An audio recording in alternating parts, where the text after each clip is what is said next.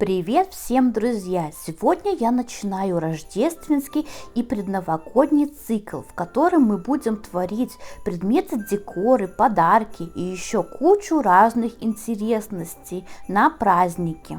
Цикл начнем с мешочка Санта-Клауса.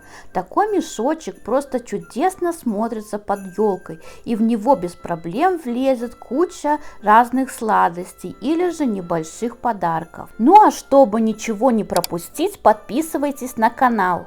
Мешочек я шила из цветного, белого и бежевого хлопка.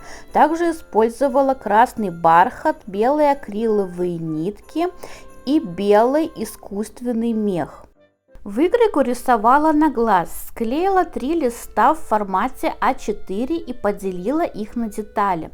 Напишите, пожалуйста, нужна ли вам выкройка или так все понятно.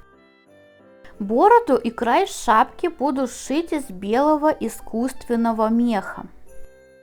На изнанке белой ручкой указала направление ворса. Важно, чтобы и в бороде, и на шапке ворс смотрел вниз. Учтите это, пожалуйста, когда будете переводить и вырезать ваши детали. Детали перевожу на ткань, а затем вырезаю. На мехе я рисовала белой гелевой ручкой, а на хлопке смывающимся маркером. В результате край шапки и бороду я вырезала из искусственного меха. Не забудьте о направлении ворса. Лицо нашего будущего Санта-Клауса я вырезала из бежевого хлопка. Ну а шапку или же верх нашего мешочка я буду шить из ярко-красного бархата.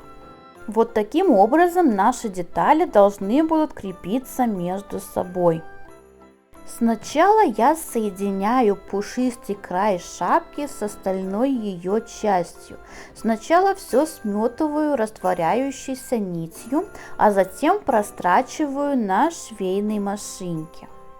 Мой мех на очень толстой и грубой основе, поэтому, чтобы не утяжелять швы уже готового изделия, мне пришлось обрезать припуск на шов почти до самой строчки. Мне очень повезло, что мех оказался совершенно не сыпучий. Затем соединяю бежевую деталь лица с пушистой бородой. Тоже сначала сметываю, затем сшиваю на швейной машинке. По этому же принципу сшиваю обе детали лицевой стороны пудрового мешочка между собой.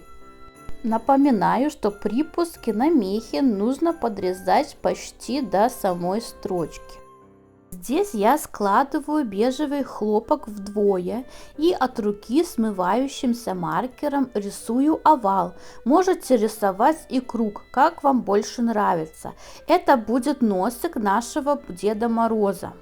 Ткань хорошенько скалываю между собой портновскими булавками, чтобы все надежно держалось и не ерзало во время дальнейших манипуляций. Чтобы было легче сшивать, я отрезала кусочек с носом от основного обреза ткани и все аккуратно прострочила на швейной машинке. Вот что в результате у нас получилось. Убираю булавки и вырезаю нос ножницами зигзаг.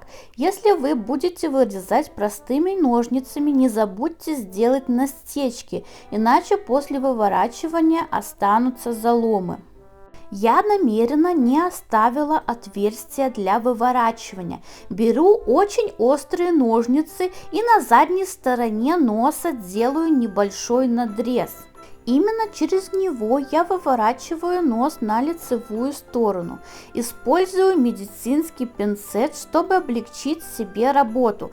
Хорошо разглаживаю края, слежу, чтобы не оставалось заломов и неровностей.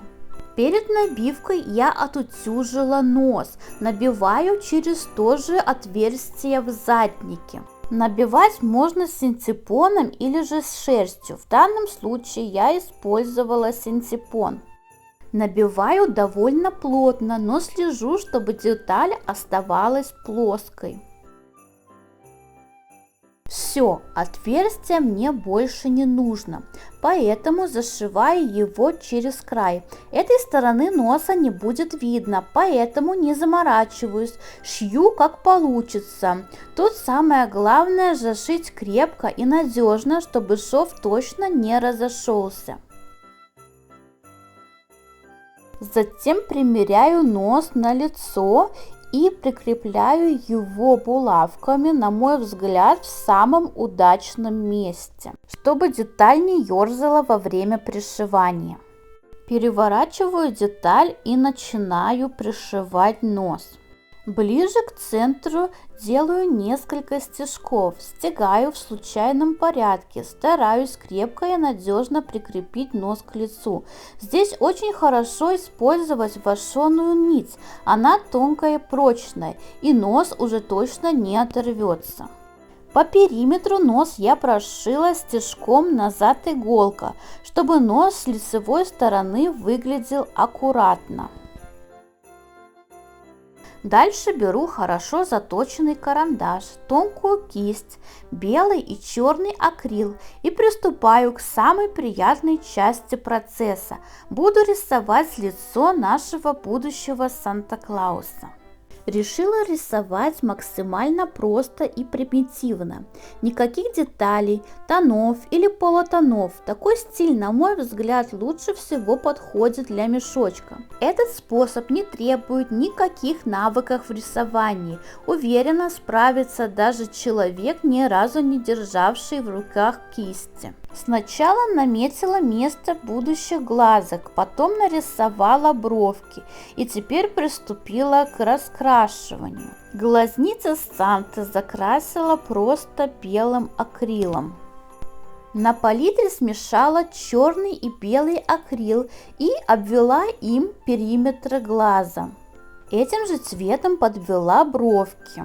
Зрачок – это просто небольшая черная точка. Я не удержалась и белым акрилом поставила небольшие белые блики. Дальше взяла розовую пан-пастель и толстую пушистую кисть и подрозовила щечки нашему будущему Деду Морозу. Пан-пастель великолепна тем, что она намертво въедается в ткань, и мешок можно смело использовать и не бояться, что розовые щечки куда-то пропадут. Несмотря на простоту росписи, результат очень симпатичный, мне очень нравится. Из красного бархата вырезаю округленный к низу прямоугольник размером 30 на 50 сантиметров. Это будет задняя сторона мешка.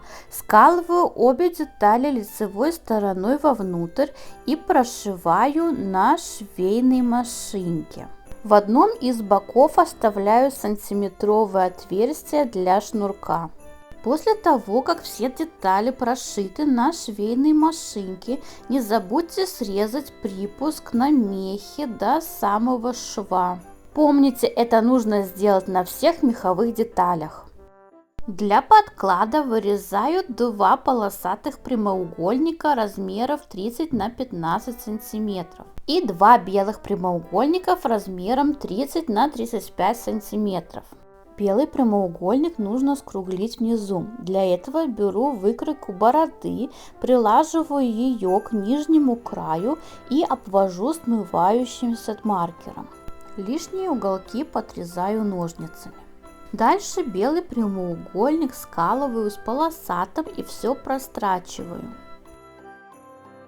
Дальше хорошенько разутюживаю шов и проглаживаю обе детали изнанки.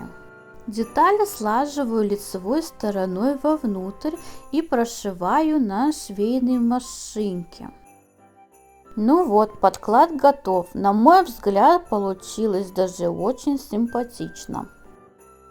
На деталях я отметила место, где пойдет кулиска для завязки.